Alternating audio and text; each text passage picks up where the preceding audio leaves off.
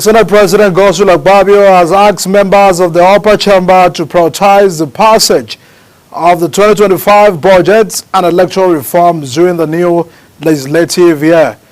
Mr. Akpabio said this in his address on Tuesday, welcoming lawmakers back from the Christmas New Year holidays. The Senate had adjourned, recall, the plenary on 19 December, a day after President Bola Tinubu had presented the 2025 budget to a joint session of the National Assembly.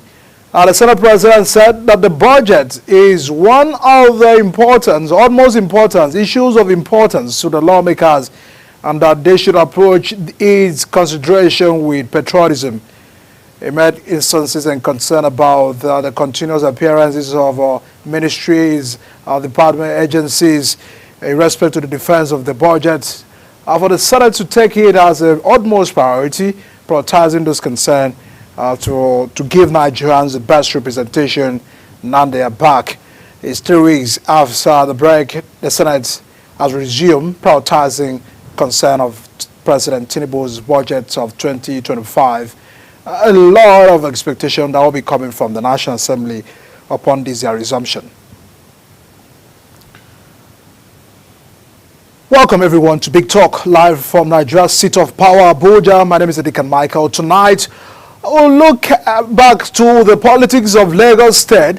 It looks at the allegations, the impeachment of the Speaker. Obasa has raised questions about the effectiveness of governance in the state, which many said state governance should underscore the need for vigilance in holding leaders accountable and ensuring that public offices are not used for personal enrichment. We've seen how Nigerian politics, it looks that power is often perceived as an infinite resource wielded by those who can hold on to it for as long as possible. Yet history has repeatedly shown that the longer one clings to power, the more vulnerable they become to the political tides that eventually wash them away. The recent impeachment of Obasa, the ex-royal Speaker of Lagos State House of Assembly, is yet another testament to this reality. And tonight on the show, we'll be looking at a lot of those concerns, what may probably be the way forward, the politics of impeachment in Nigeria. This is not the first time situations like this is happening.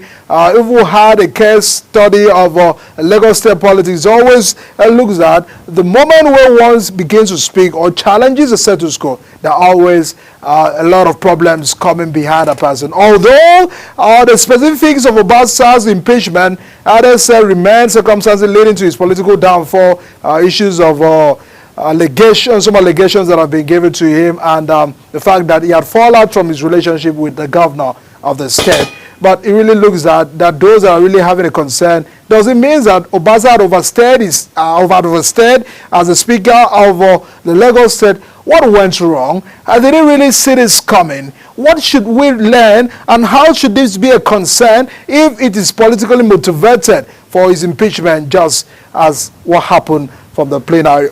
We'll look at all of this broader perspective of Nigeria's politics, the politics of impeachment, the concern about the state legislators. Are they really having their voices? What is the true situation about the state legislatures that we have? If we are holding a National Assembly accountable, are we paying attention to what the state houses of assembly are doing? The speakers are answering to who? Is the proper checks and balances reflected in the governance of the different states? These are the questions tonight we'll pay attention, and Joseph Abo, a legal practitioner and a public commentator, is my guest tonight to give us a perspective to this issue. Thanks so much for spending some of your evening away from your legal business there to join us on the show tonight. Thank you for coming. Thank you, Michael. Yes, a lot of a concern about these impeachment. We often see actions taken against one person. It looks that it's always the voices of the majority, voices of camp, voices of cabal kind of thing, where away from what the law said, away from what it ought to be, the situation wasn't really, it's not always palatable. What always leads to impeachment? Is impeachment the last or the means to an end? Well, Nigeria, let me just start by saying that Nigeria is an evolving democratic culture, and I think there are many things that we are still learning about democracy. Now, bringing it down to what is happening in Lagos State, this is not new. This kind of thing is not new. You know, in our own democratic culture, he who pays the piper dictates the tune. And once you get to offices like that of the Speaker of the State House of Assembly, or in some instances even that of the National Assembly, by being subservient, and eventually when you begin to get to a point where you are no longer subservient, these kind of things are bound to happen. Unfortunately, though, that is not supposed to be like that, where you have a proper culture of democracy.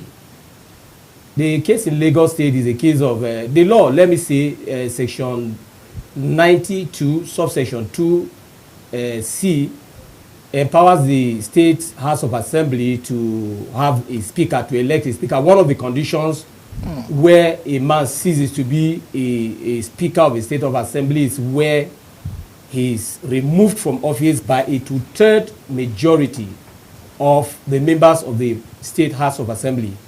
In this case, I want to believe that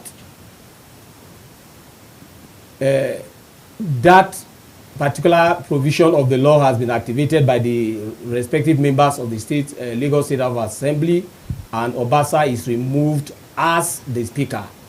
Now, the question is whether there was just or justifiable reasons for that is another thing. The Constitution did not provide, just like it did for the proper procedure, properly laid down procedure for removal. It just says where there is a vote, and it must be two-thirds majority of members of the State of Assembly, that the speaker is removed. And that is what has happened. That is just what has happened, unfortunately. I mean, it really gets to a point where it looks like before this happens, you know, members are already in the meetings, they are already, it's not just something that, an action that is taken unawares, but clearly, it's always as if it's just like a political coup, you know, where one is just taking unawares. Like in this instance, I sincerely, if you ask me, I'll tell you that it's because he was not in plenary on this particular day. And personally, I've had long time wondering what happened. Why was he not there? Did he see it coming? Even though it would... Do you think if he had seen it coming, he would have had any, I think that differences? He was, you know, politics in Nigeria is a game. You know, we must admit that. And when you begin to play against the tide, you begin to play against, you know, the cabal, you begin to play against those that made you, then you are bound to see this kind of a thing. You know, I believe that, you know, the statements in recent times, there have been other times where that State House of Lagos State Assembly have had to pass vote of confidence on him. I think in November, there were issues, there were allegations, even by civil societies, organizations, and then the House of Assembly passed a vote of confidence on him. So that makes one to wonder what happened suddenly. Why did they just come in? There were no, you know, no premonition, nothing to show, and then just in a day he was voted out. But I believe sincerely that he knew that eventually that was going to happen to him, given the chemistry between him and, you know, those in power in Lagos before this particular event.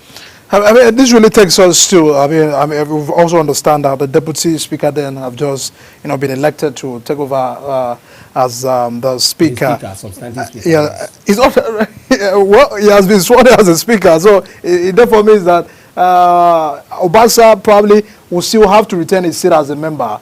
Yes, you know, you are voted into the State House of Assembly as a member representing. So are they all equal? Are they equal before the law? They are all equal before the law. What makes the speaker higher than, you know, that? There is nothing sincerely that makes the speaker. It's just a privilege. The speaker is just a primus inter pares. He's the first among co-equals. You know, any other person can be, any member of the house is a potential speaker, you know, to put it simply. And we must note that, you know, when the governor, for example, or the deputy governor, or the president, or the vice president, or the Senate is voted into that office as the president, or as the vice president, or the governor, or the deputy governor, the Nigerian populace, the electorate directly vote you into that office. But as a member, you are voted into the house to represent your people. You are becoming a speaker is strictly is at the mercy of the decision of your co-equals, who are the other members. So they can vote you and they can vote you out. And that is what has happened. He has been voted out by the same people. by the majority. By the majority. So it really makes that he was always almost working alone. I mean, Yes, because he would have had some numbers who would have probably, stood by him in respect to loyalty.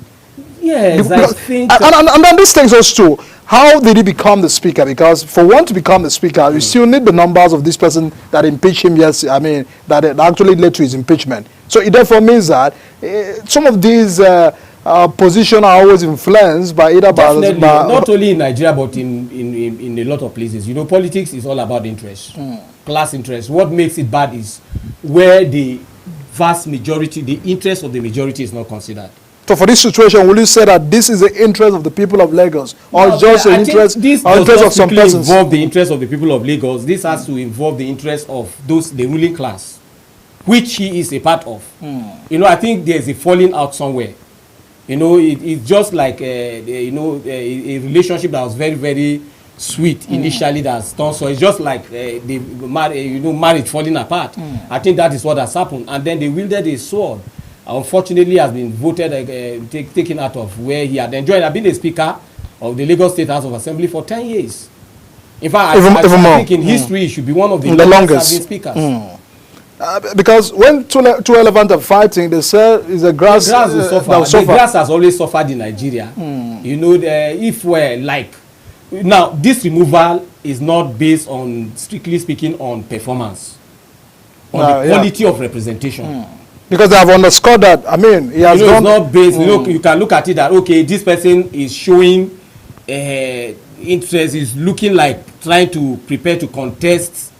In the years to come, maybe in the next election, general election, without having first obtained the approval of the kingmakers.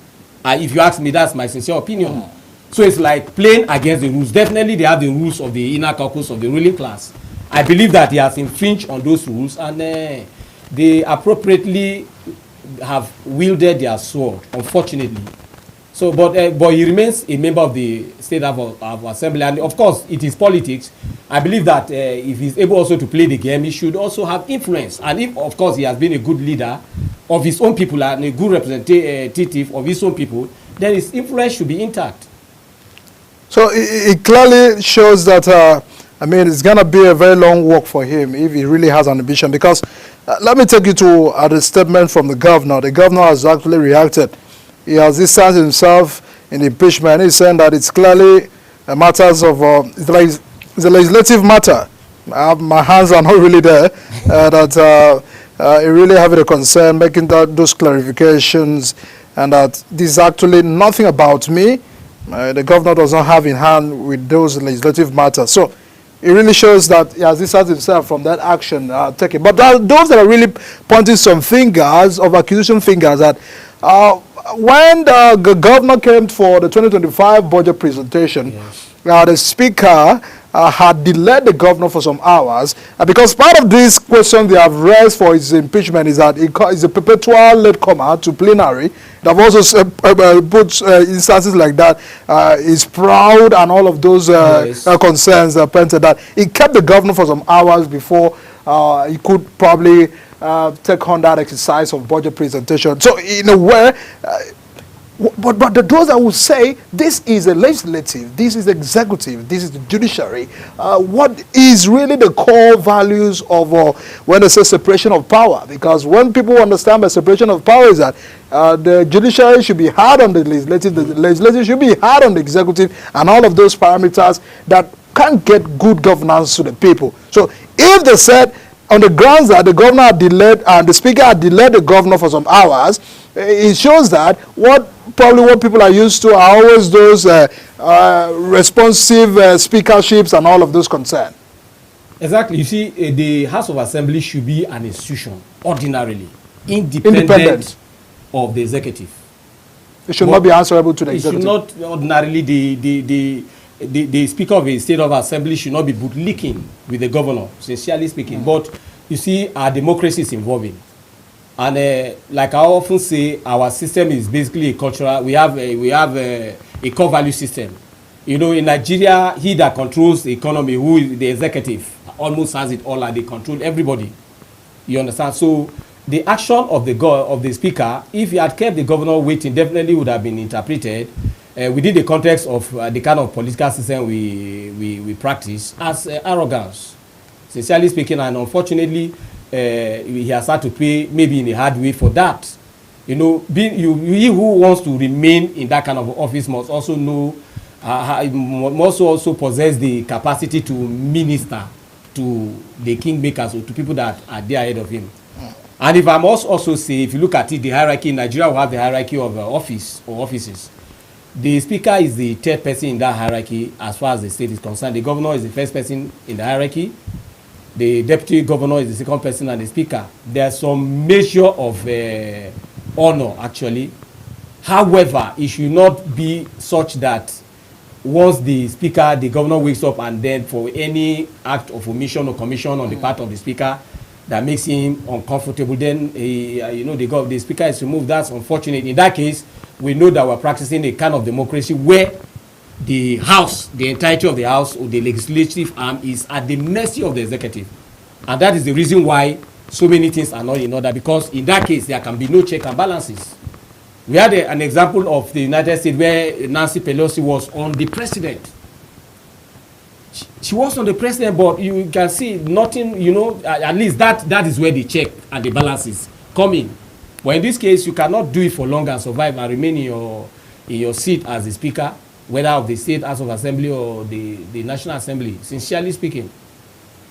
Well, because sometimes the legislators will come out to say, look, we don't have to be loggerheads with the executive. We have to work hand in hand. They're concerned about seeing how they can work hand in hand to get dividends of democracy to the people. But let's get to go on a very quick break, everyone. And once we return from that break, I'll be looking at these issues and concern. What are the way forward for Nigeria politics? Is impeachment always the answer to all of those political grievances when need arises? Do stay with us on the show. I'll be right back.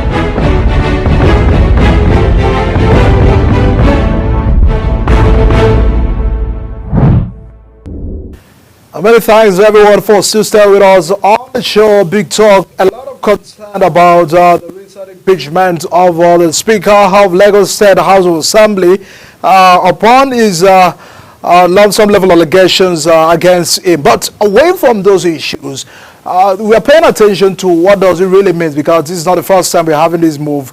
In Rivers State, a move to impeach a governor had caused Rivers State crisis up to this very moment. Is still a lingering issue. We have often found these moves by some states in a way of answering to what the powers and who the powers are saying.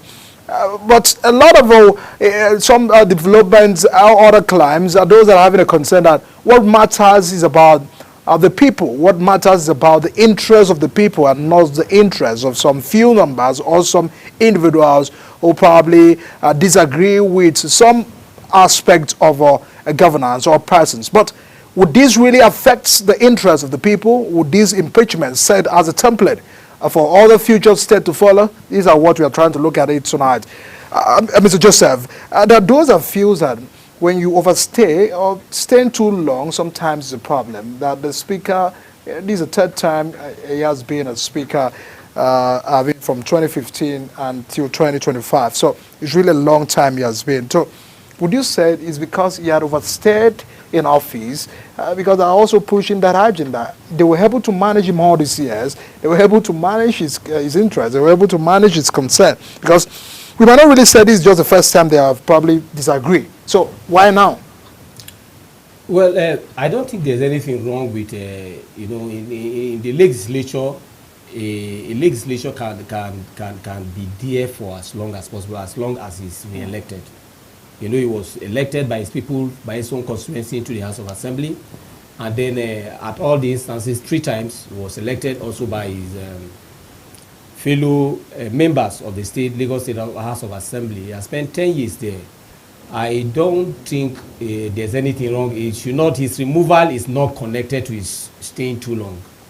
It's not duration based. I think that. But would this be a reminder? Because sometimes they say when you stay too long, it becomes a problem in politics. If you stay too long and you are doing very well, I think that it will be okay. But this is, I believe that at some point, because he has always been defended. There have been a lot of issues between 2015, 2020. I think there was a time that there was very serious allegation of misappropriation against him and all that. In fact, there was a time the EFCC was out against him. But all those things, we saw how they just were muted along the way in the process, and nothing really came out of it. So for this to come up now, you know that definitely maybe the people, the forces have always worked for him, for his staying. This time around, those forces definitely would have been working against him. So, but unfortunately, like we said, there's nothing wrong with impeachment if that was only to regulate power, and if it is done in the for the interest of the people, there's nothing wrong with it. This takes us to look at the current situation in other states, because when we now pay attention to the state houses of assembly, what is really going on within those institutions? Because the question we are asking sometimes about our governance is that states are underperforming, and then we now ask questions: why are the states underperforming? That those are point fingers. That the House of Assembly ought to probably be checkmating, the activities of the governors. What are the governors doing? Recently, the president had to say to the governors, "Look, we have to work together to get this development done." The attention we are giving on the federal government, we are not also paying attention to what happens within the subnational. What would you say that the state houses of assembly has also contributive to these issues that we are having within the state? Unfortunately, the state houses of assembly in Nigeria did not live to expectation. Though they are supposed to be playing the oversight function, they are supposed to be there as the watchdog, they are supposed to be there as representatives of the people. The Constitution of Nigeria, Section 14 of the Constitution says democracy, subsection 2 says democracy belongs to the people of Nigeria, from whom government, through the Constitution, derives all its powers and authority. It means that what we call political sovereignty, which is superior to legal sovereignty, which those in elected offices possess, resides with the people. And the people that should manage this political sovereignty so that those with legal sovereignty are kept in check are the representatives. Unfortunately, they don't play, they are not playing their role. They are at the mercy of the governors. They are just there. The state houses of assembly in Nigeria, I can't seriously phantom any state house of assembly in Nigeria that can ginger the effrontery to resist a governor who wants to do anything in Nigeria. Is it because of the financial aggrandizement? Of course. So how should we pay attention to that? Because the other time the only way we can get to resolve these are problems that are neck deep in our political culture, in our system. Systems generally. It's a system problem. It's a core value system problem. You understand? You have money in Nigeria, you control everybody. What gives you influence in Nigeria? But if executive has money, there should be an arrangement because they control money. You understand? So, and that's why I say our democracy, we have not lost hope in it, but I believe we are evolving. We've definitely get to a place where, separation of power has to be something that is clear, that is patently clear. That the legislature is standing on its own, that the judiciary is standing on its own, that the executive is standing on its own, to the extent that they function properly for the overall interest of society. But as it is presently, I don't think we have arrived there yet. You would even find that most of these people are sponsored by the governors to be there as their puppets. Sorry that I'm using that word, but I think that's what it looks like, because you cannot imagine any other thing different from what it is. They're not questioning the governors enough. They can't question the governors. The governors in Nigeria, they are the altar. Even the president has to manage them.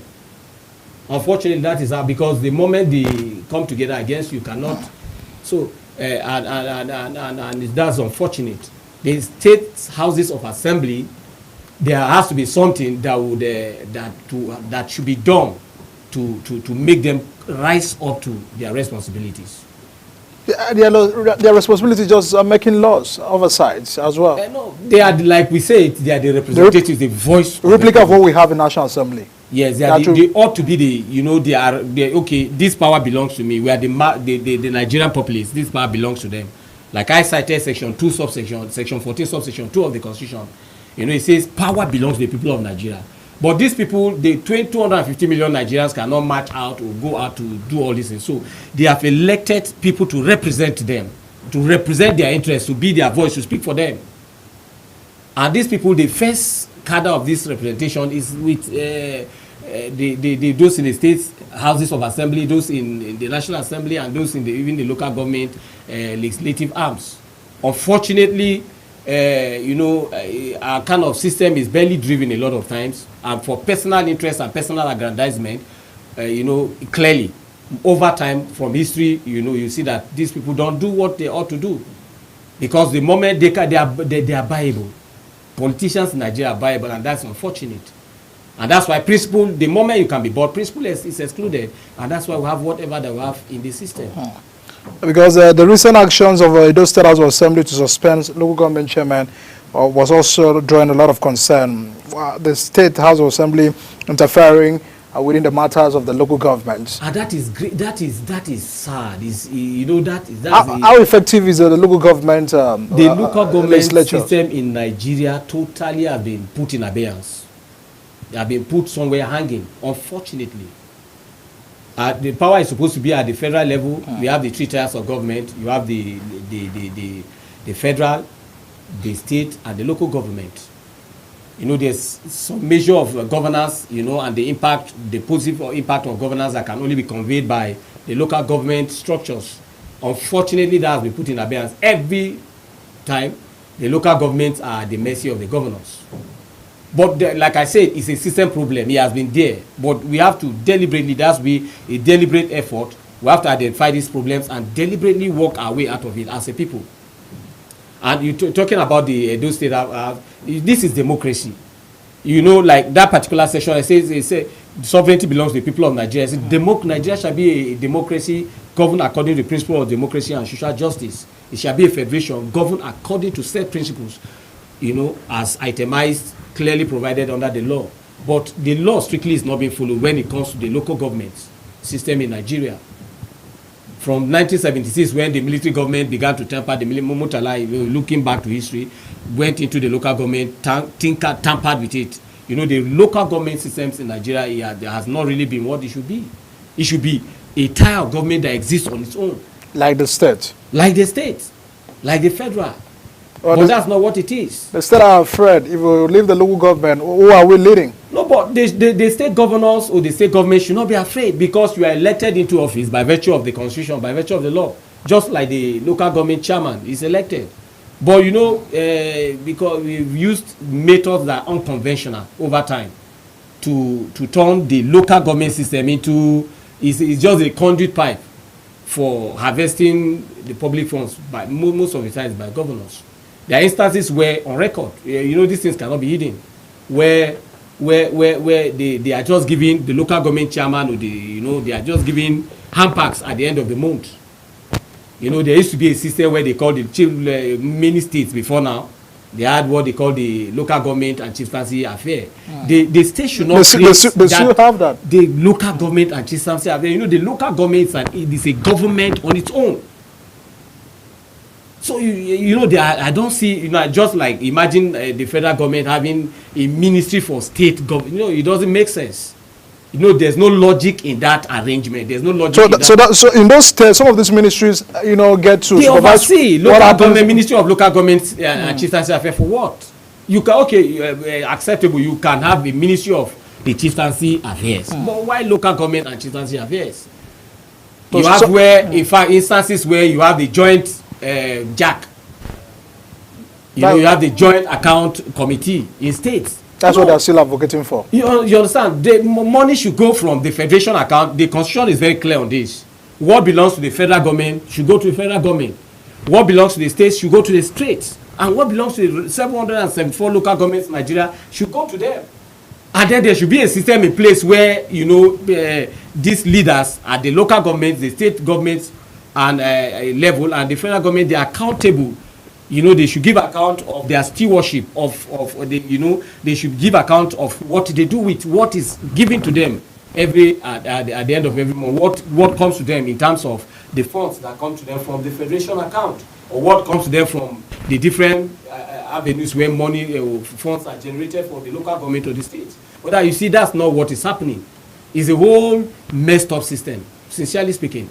Because if the Supreme Court has recently given a financial autonomy to local government and also give an order that states should conduct local government elections, and that what we saw, many experts and many persons said it wasn't an election, it was more of a selection exercise. So we cannot really be sure that these finances, if even, you know, sent to the local government, would not have a way of going back to the state. Because we've also seen some local government chairmen come out, some arrogance in some state, association of local government chairmen coming out to say, we want our money to still be in custody of the state governors. We still want that. So clearly, they are still having a concern of about, can we really have this implementation fully at the intent of the Supreme Court instead of of our law? Well, what just happened with the Supreme Court's decision recently is an attempt, it's an effort to try to drive the process in the direction that it should go. Was it there clearly before now? Much effort needs to be made. You know, there's a need for better and stronger, you know, more positive and deliberately, you know, focused effort to get us to the point where the local government should be. Do you understand? The influence of states over the local, most of the times you have stooges in the local government. And that's the reason why a lot of times when a particular governor comes, he tries to, irrespective of the fact that there would have been elections that brought in the local government chairman, you know, once a new governor comes, he wants to take them all out. They use all kind of methods to remove them in breach of process, you know. So, but like I said, our system is still evolving. We should get to a place where, you know, these systems, But are we making progress? Because if you said we are evolving, what are the progress? This is 2025, having the repetition of the same thing over and over again. It's not as if we're not making progress. At least we're making progress. Learning the hard way. At least that is some level of progress. But the progress, sincerely, is snail speed. Is at the pace of the snail. Because we ought to have gone beyond this point. Many African nations are not where we are. Go to Zambia, go to Kenya, they are not where we are. They are not where we are. They are not where we ought to be more than Nigeria as because people are pointing fingers to our neighbors. Ghana, who just finished the election. Look at the election in Ghana. People didn't go to court. It was just, exactly. Look at the election. It was clear. It was clear, you know, decent, civil society, you know, kind of. Everything was done, you know, in a very clean way. No, but as a lot of times, you know, you have these calamities around surrounding it. Something is the elections, or getting people into offices should not be anything that is, you know, it's not rocket science. We should get these things right. But again, you know, it has to do also with the level of the enlightenment of the people. I think there's a need to put in more effort to enlighten the Nigerian populace. You know, a lot of times the Nigerian people, we have this apathy. We know we think that, you know, we don't what happens in government is not our own direct concern as the ordinary citizens of Nigeria. But that's not true, because again, there must be positive change, and then if we must gain the speed that we should get in our democracy and getting to the place where the people must be part of governance. So every time we hear impeachment, what are the most consequences to this our democracy journey? Impeachment, well, like I said, it's not impeachment is not a negative thing once it is done to, because for every structure there are things that regulate every system, every structure, all offices. Now, impeachment is one of the, you know, one of the regulatory mechanisms for those in offices, elective, you know, offices. So if it is properly applied, where it is in the interest of the generality of the people, where it is in the interest, in accordance with principles, laid down principles and procedures, then there's nothing wrong with it. It strengthens democracy. Yeah, it strengthens democracy. It will make you know that once, look, Mike, when if I'm going into the office, if I don't do well, I can be impeached. You saw what happened in the United States. They use it to regulate you, whoever that you are. You know, you know, so there's nothing wrong with it. But the unfortunate thing is that here, you can't even do what is right. The moment you think of doing what is right, you may be impeached. Accountability is really an issue in all of this. Sometimes, now those I said, I mean, you said the power belongs to the people. Yeah. Legislators, even from the National Assembly, ought to probably be having an interface with the constituents. You know, engaging them on what they're doing, the businesses of the day. You know, the Houses of Assembly have to go back to their state constituency to look at what they are doing, what are the matters on ground. But sometimes the people feel that the priorities of those they send to the Houses of Assembly, those they send to the National Assembly, are not always their priorities. And sometimes you have these legislators said, look, our laws, I mean, our job is to make laws. Our job is to do an oversight, you know, sometimes, basically. So it's not really to have much interface with the constituents. These matters, you know, has really prolonged to having, sometimes, what are the priorities of the constituents we are having in this matter? Because Nigerians feels the people they send to the National Assembly, to the State House of Assembly, are not always speaking really for their own interest. Yes, you see, there should be constituency briefing. You are a representative of the people. You know, someone sent you to the market, you must come back to report to him how far you've gone. Whether, you know, you've done what they actually asked you to do. So, but unfortunately, we have a system where even the people are culprits. Once these people come back, The expectations. they just give palliatives.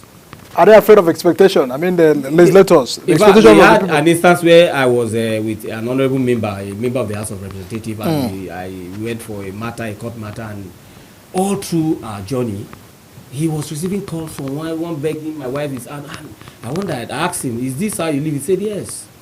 You know, so Every the people, every all through he was on call, different people calling him. So you see, and that's why I say there's problem with the kind of the culture, the political culture that we have. You understand? The people should not be at the beggarly level. No, we should know that you must demand. Where there are places in Nigeria where, especially in the north, where if you are not representing them the way they want. Recently, we had a situation where they chased out one of their representatives. You understand? But it should not be in a violent way, but there should be a structure, a system in place where the people demand to know what you are doing. So it shouldn't be like you are claiming that my duty is just to make the law and the law. No, you should come back and report the laws the bills you proposed there. How many of them were passed? How did you go? Is there such bills, are they in the interest of the people you are representing? You get that? And other, you know, benefits that should accrue to them from the office you are holding or from your being a representative, you know, you should give account. There should be accountability in at all levels of leadership. There should be accountability. Even as a father at home, you should be accountable to your wife. Your wife should be vice versa accountable to you and your children, because that's the only time where you have order. You get that? So we cannot pretend, you know, like most times elective people in the elective offices do, where they don't give accountability. The problem is actually that our system does not have a procedure. There's nothing that demands accountability, properly speaking. Unfortunately.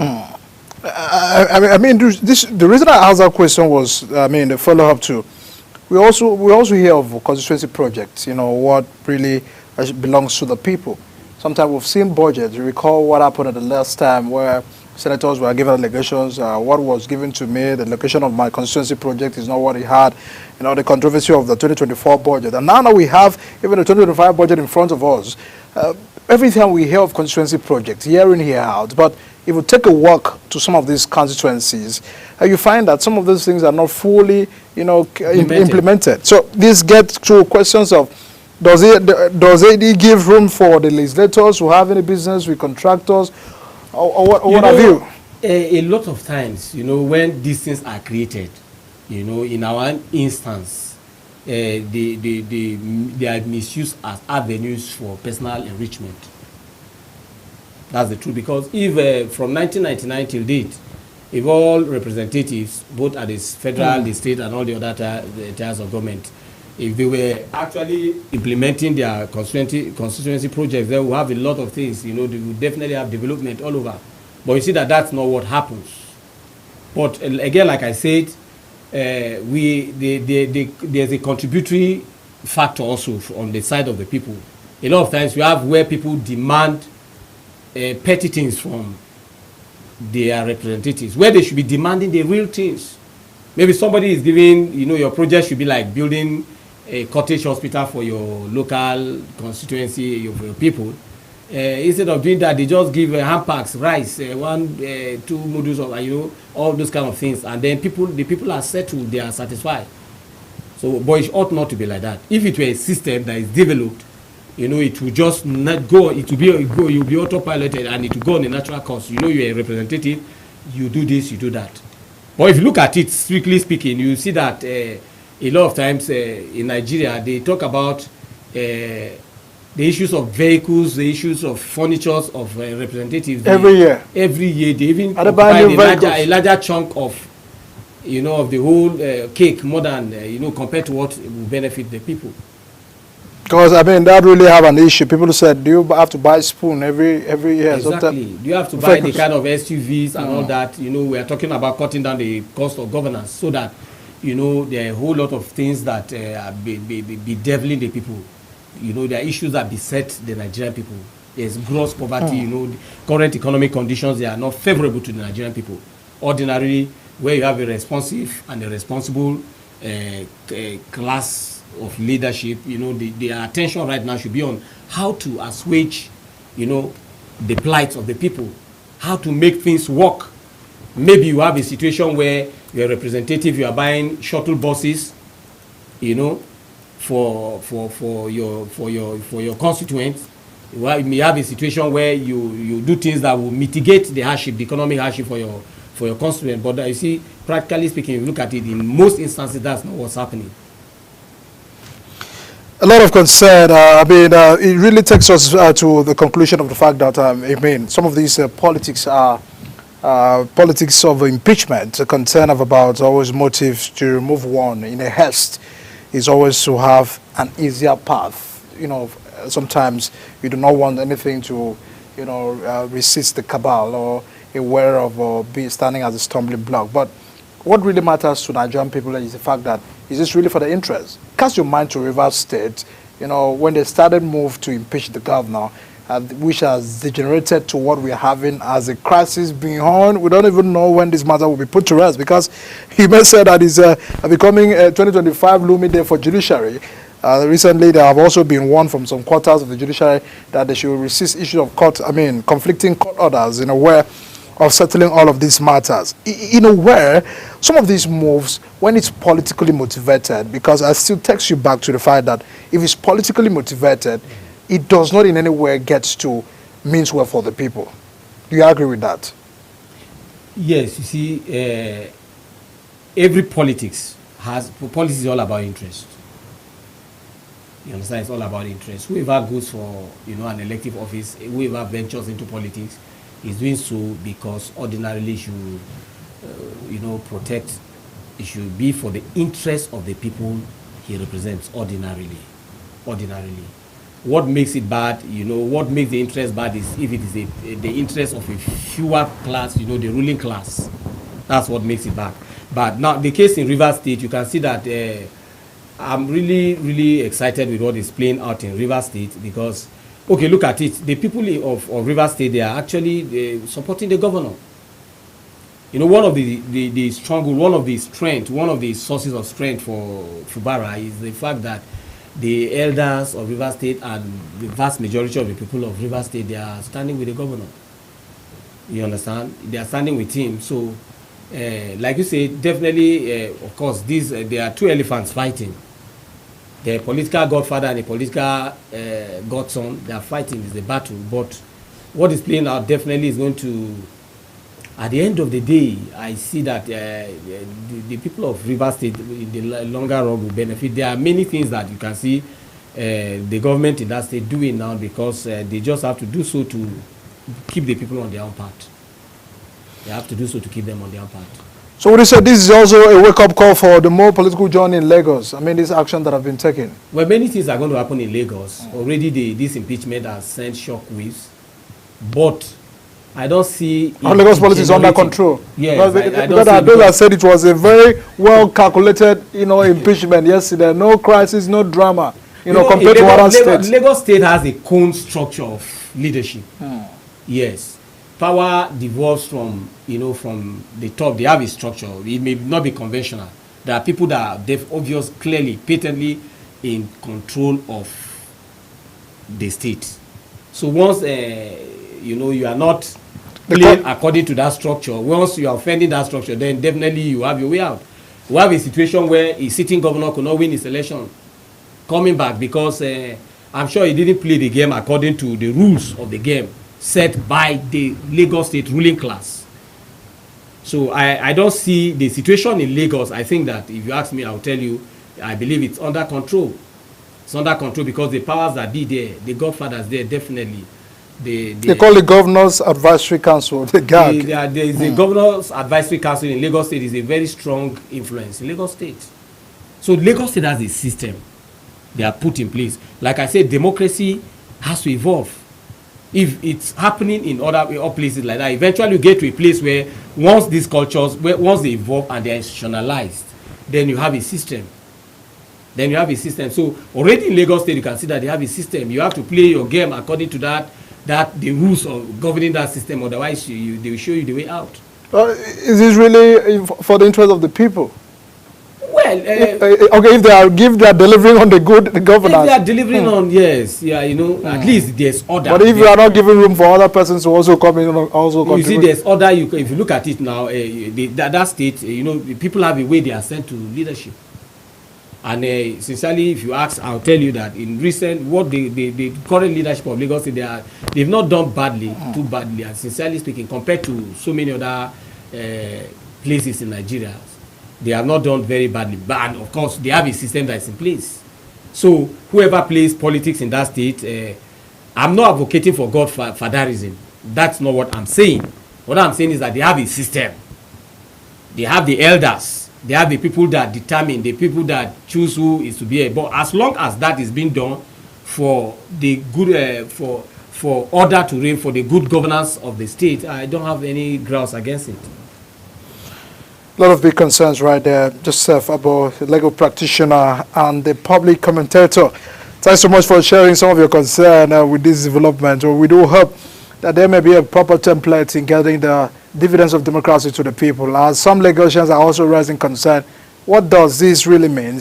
Other Nigerians are still watching to know how the drama gets to unfold. So thanks so much for sharing your thoughts on Big Talk tonight. Everyone, as the dust settles on Obasanjo's political career, one may hope that this episode will inspire a culture of introspection among Nigeria's political elite. As the era of leaders clinging to power in seeming perpetuity must give way to the new dawn of responsible governance, where the people, not personal ambition, are the heart of every decision. In the end, Obasanjo's story is just a reminder that power, no matter how firmly held, can slip away in an instant. For those still holding on to it, it is also a call to reflect, to serve, and to let go when the time comes. At the size of our show tonight on Big Talk, we'll still track some of this development from what is happening in the state, the local government, bring it to speed, the development so far for the people.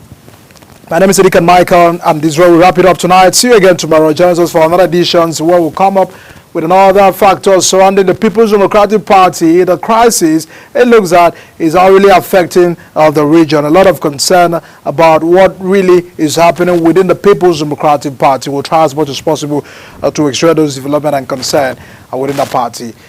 See you again.